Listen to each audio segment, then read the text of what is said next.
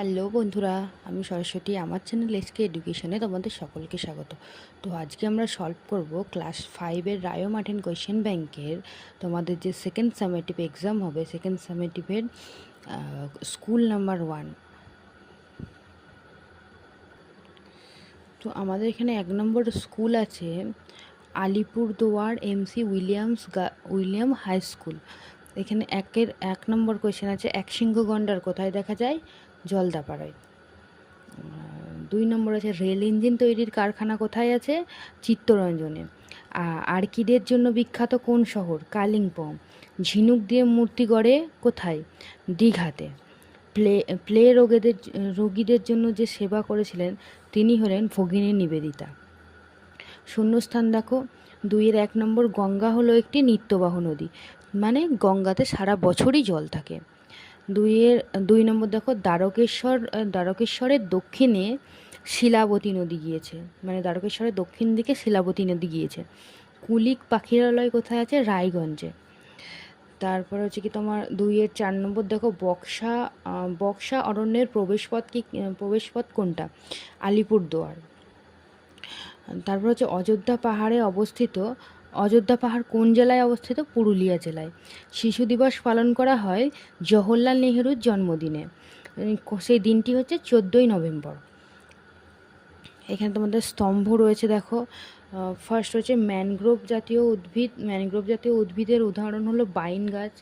সিউড়িতে বিখ্যাত হচ্ছে মোরব্বা। রবীন্দ্রনাথ ঠাকুর কোথায়? শান্তিনিকেতনে। রেশম কীট কোন গাছে করা হয়? তুঁত গাছে। কীটনাশক, আগেকার দিনে চাষের কাজে নিম পাতা দিয়ে কীটনাশক বানানো হতো। তখনকার দিনে তো এত কীটনাশক ছিল না, সেই জন্য তারা নিম পাতা দিয়ে কীটনাশক বানাতো। এখানে তোমার 4-এর দাগের 1 দেখো, শালপাতার ব্যবহার। তাহলে শালপাতা আমরা মূলত কিসে ব্যবহার করে থাকি? থালা বাটি বানাতে ব্যবহার করে থাকি। তারপরে 2 হচ্ছে, সুন্দরবন অঞ্চলে পশ্চিমবঙ্গের বসতিহীন দ্বীপের সংখ্যা কত? তাহলে আমরা এখানে দেখব সুন্দরবন অঞ্চলের পশ্চিমবঙ্গের যে দিকটা আছে, সেই দিকে টোটাল কটা দ্বীপ আছে? কটা আছে? 135টা। 135-এর মধ্যে 100টা দ্বীপে এত ঘন জঙ্গল রয়েছে যে সেখানে বসতি করা সম্ভব নয়। তাহলে বসতিহীন দ্বীপের সংখ্যা হচ্ছে 100টা। তারপরে 3 নম্বর কোয়েশ্চেন দেখো, আলিপুরদুয়ারের 2টি নদীর নাম কি? তাহলে আলিপুরদুয়ার কোন নদীর তীরে অবস্থিত? কালজানি নদীর তীরে। আর একটা নদী হচ্ছে ডুডুয়া। তারপরের কোয়েশ্চেন আছে, সুন্দরবন অঞ্চলের 2টো নদী। সুন্দরবন অঞ্চলের 2টো নদী হচ্ছে, একটা হচ্ছে মাতলা আর একটা হচ্ছে বিদ্যাধরী। 5-এ আছে, ডিওজিওর পুরো নাম কি? ডিওজিওর পুরো নাম হচ্ছে হেনরি লুইস ভিভিয়ান ডিওজিও। 6 হচ্ছে, সিঙ্গলীলা পর্বতশ্রেণী কোথায় অবস্থিত? এখানে উত্তর হচ্ছে দার্জিলিংয়ে সিঙ্গলীলা পর্বতশ্রেণী অবস্থিত। এখানে 5 নম্বরের কোয়েশ্চেন দেখো, পশ্চিমবঙ্গের সবথেকে উঁচু পর্বতশৃঙ্গর নাম কি? আমাদের পশ্চিমবঙ্গের মধ্যে সবথেকে উঁচু পর্বতশৃঙ্গ কোনটি? সেটা হচ্ছে সান্দাকফু। সান্দাকফুর উচ্চতা কত? 3630 মিটার। তারপরে 2 দেখো, হারভেস্টার কি এর ব্যবহার? তাহলে হারভেস্টার কি? ধান কাটা ও ঝাড়ার খুব আধুনিক যন্ত্রকে হারভেস্ট বলা হয়। আর কি কাজে ব্যবহার করি? আমরা ধান কাটা ও ঝাড়াতে ব্যবহার করি। তারপরে হচ্ছে কি 5-এর 3 দেখো, ডিবিসির পুরো নাম কি? ডিবিসির পুরো নাম হচ্ছে দামোদর ভ্যালি কর্পোরেশন। আর ডিবিসি আমরা কিসের উদ্দেশ্যে, ডিবিসি কেন তৈরি করা হয়েছিল? ডিবিসি তৈরি করা হয়েছিল বন্যা নিয়ন্ত্রণের জন্য। এবার আমরা দেখব ডিবিসি বন্যা নিয়ন্ত্রণের তৈরি হয়েছিল। নিত্যবাহ নদী কাকে বলে? তাহলে নিত্যবাহ নদী কাকে বলে? যেই নদীতে সারা বছর জল থাকে তাকে নিত্যবাহ নদী বলে। যেমন একটা নিত্যবাহ নদীর এক্সাম্পল হলো আমাদের গঙ্গা নদী। তাহলে এখানে আমাদের নিত্যবাহ নদী হলো, এ হচ্ছে গঙ্গা নদীর গতিপথ। তাহলে এখানে দেখো, উত্তরাখণ্ডে গঙ্গোত্রী হিমবাহের গোমুখ গুহা থেকে উৎপন্ন হয়ে হরিদ্বারের কাছে সমভূমিতে নেমে এসেছে।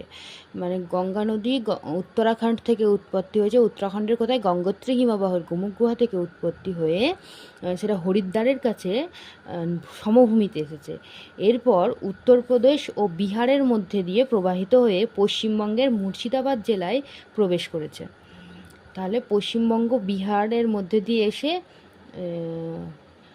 আমাদের পশ্চিমবঙ্গের মুর্শিদাবাদে এসেছে। সেখানে ধুলিয়ানের কাছে দুটো শাখায় ভাগ হয়ে গেছে গঙ্গা নদী। একটার নাম হচ্ছে পদ্মা, সেটা পদ্মা হচ্ছে গঙ্গা নদীর প্রধান শাখা, সেটা বাংলাদেশে চলে গেছে। আর অপর একটি শাখা হলো ভাগীরথী হুগলি নদী।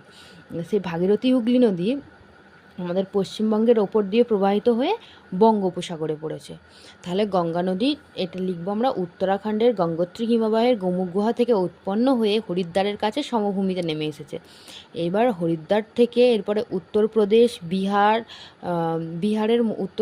বিহারের মধ্যে দিয়ে এসে পশ্চিমবঙ্গে ঢুকেছে কোনখানে? মুর্শিদাবাদ দিয়ে পশ্চিমবঙ্গে প্রবেশ করে ধুলিয়ানের কাছে এসে সেখানে দুটো শাখা হয়ে গেছে। একটা হচ্ছে কি তোমার পদ্মা, আর একটা হচ্ছে ভাগীরথী হুগলি। পদ্মা হচ্ছে গঙ্গা নদীর প্রধান শাখা, সেই পদ্মা নদী চলে গেছে বাংলাদেশের ওপর দিয়ে। আর আমাদের পশ্চিমবঙ্গের ওপর দিয়ে যেটা এসেছে সেটা হচ্ছে ভাগীরথী হুগলি নদী। সেই ভাগীরথী হুগলি নদী পশ্চিমবঙ্গের ওপর দিয়ে এসে বঙ্গোপসাগরে পড়েছে।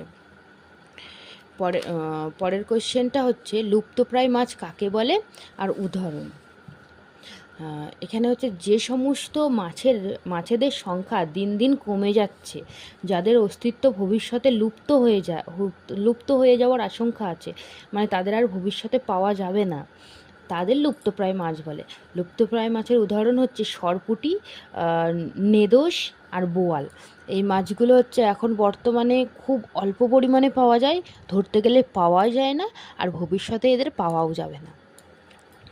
তো আজকে আমাদের ভিডিও এই পর্যন্তই। আমার ভিডিওটা কেমন লাগলো অবশ্যই কমেন্টে জানিও। তোমরা যদি এটার পিডিএফটা পেতে চাও, এই হ্যান্ড রিটেন নোটসের পিডিএফটা পেতে চাও, তাহলে অবশ্যই আমাকে কমেন্টে জানিও, তোমাদের পিডিএফটা প্রোভাইড করে দেওয়া হবে।